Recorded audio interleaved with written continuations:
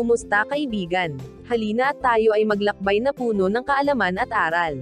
Mula sa mundo ng siyensya, hanggang sa kasaysayan, ating tatalakayin ang iba't ibang paksa na magpapalawak ng ating kaalaman, at magpapaningas ng ating kuryosidad. Kaya kung handa na kayong matuto, mag-relax at mag-enjoy lamang tayo. Tara, at atin ang simulan. Sama-sama tayong mag-explore, at matuto sa ating bagong talakayan. Ang ating tatalakayin ngayon, ay ang kahalagahan ng computer, at iba pang computing device. Sa mundo ng teknolohiya, ang computer at iba pang computing device, ay naging bahagi na ng ating pang-araw-araw na buhay. Sa araw na ito, ating tuklasin kung ano ang computer at iba pang computing device, pati na rin ang kanilang kahalagahan at kasalukuyang papel sa ating buhay, at kung paano nito napapalawak ang kaalaman at napapaunlad ang lipunan. Ano ang computer at iba pang computing device? Ang computer ay isang elektronikong aparato, na nagtataglay ng kakayahan sa pagproseso, pag-iimbak, at pagpapalabas ng impormasyon.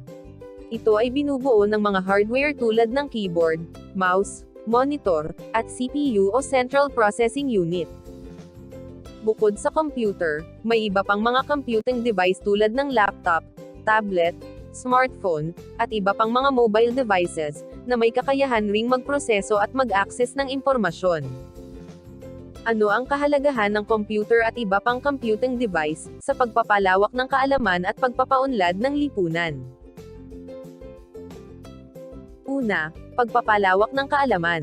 Ang computer at iba pang computing device, ay nagbibigay sa atin ng kakayahan na ma-access, at ma-process ang malawak na halaga ng impormasyon. Ito ay nagbubukas ng mga pinto sa pag-aaral, pananaliksik, at pagpapalawak ng kaalaman. Sa pamamagitan ng internet, maaari nating ma-access ang mga aklat, artikulo, at iba pang mapagkukunan ng impormasyon, na nagpapalawak ng ating kaalaman sa iba't ibang larangan.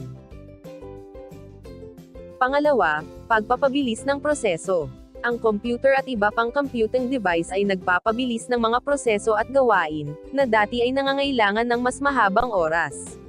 Ito ay nagreresulta sa mas mabilis at mas epektibong pagpapatupad ng mga trabaho at proyekto.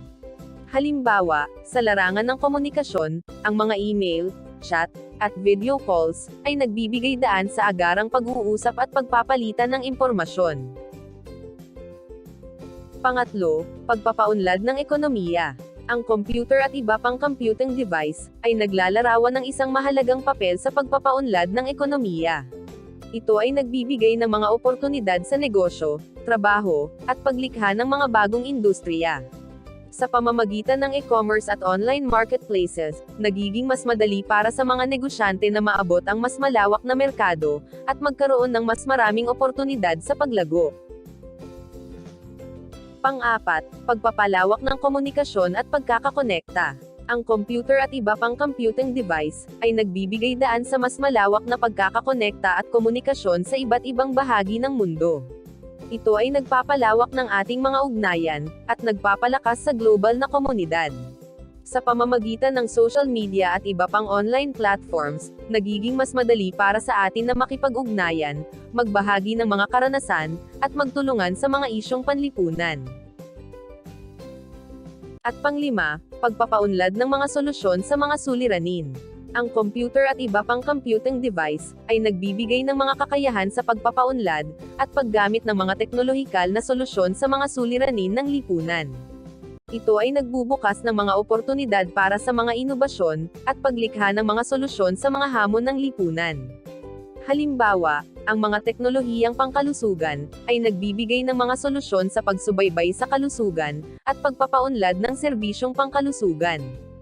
Ano ang kasalukuyang papel ng computer, at iba pang computing device sa iba't ibang aspekto?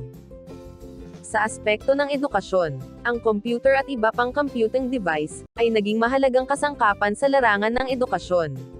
Ito ay ginagamit sa pag-aaral, pananaliksik, at pag-access sa mga online learning platform. Trabaho. Sa mundo ng negosyo at trabaho, ang computer at iba pang computing device, ay ginagamit sa pagproseso ng impormasyon, komunikasyon sa mga kliyente, at kasamahan sa trabaho, at paglikha ng mga dokumento at presentasyon. Komunikasyon. Ang mga mobile device tulad ng smartphone, ay nagbibigay daan sa atin na makipag-ugnayan sa iba, sa pamamagitan ng mga tawag, text messages, email, video calls, at iba pang mga online messaging platforms. Hibla ng lipunan. Ang computer at iba pang computing device, ay naging hibla na nag-uugnay sa atin sa iba't ibang bahagi ng mundo. Ito ay nagpapalawak ng ating kaalaman, nagbibigay daan sa pagkakakonekta, at nagpapahintulot sa atin, na maging bahagi ng global na komunidad. Mga pagunlad at pagbabago. Sa paglipas ng panahon, ang computer at iba pang computing device, ay patuloy na umuunlad at nagbabago. Ang mga ito ay nagiging mas maliit, mas mabilis, at mas napapakinabangan ng mga tao. Ang mga teknolohiyang tulad ng artificial intelligence, virtual reality, at internet, ay nagbibigay ng mga bagong posibilidad at oportunidad, sa paggamit ng computer at iba pang computing device. Ang computer at iba pang computing device, ay naglalarawan ng isang mahalagang papel sa ating buhay. Ito ay nagbibigay sa atin ng mga oportunidad sa edukasyon, trabaho, komunikasyon, at pagkakakonekta. Sa patuloy na pagunlad ng teknolohiya, maaari nating asahan, na ang papel ng computer at iba pang computing device, ay patuloy na magiging mahalaga at makakaapekto sa ating lipunan. Sa kabuuan, ang computer at iba pang computing device, ay may malaking kontribusyon sa ating lipunan. Ito ay nagpapalawak ng ating kaalaman, nagpapabilis ng mga proseso, nagpapaunlad ng ekonomiya, nagpapalawak ng komunikasyon at pagkakakonekta, at nagpapaunlad ng mga solusyon sa mga suliranin. Sa tamang paggamit at pag-unawa sa teknolohiya, maaari nating maabot ang mas malawak na pag-unlad at pagpapaunlad ng ating lipunan.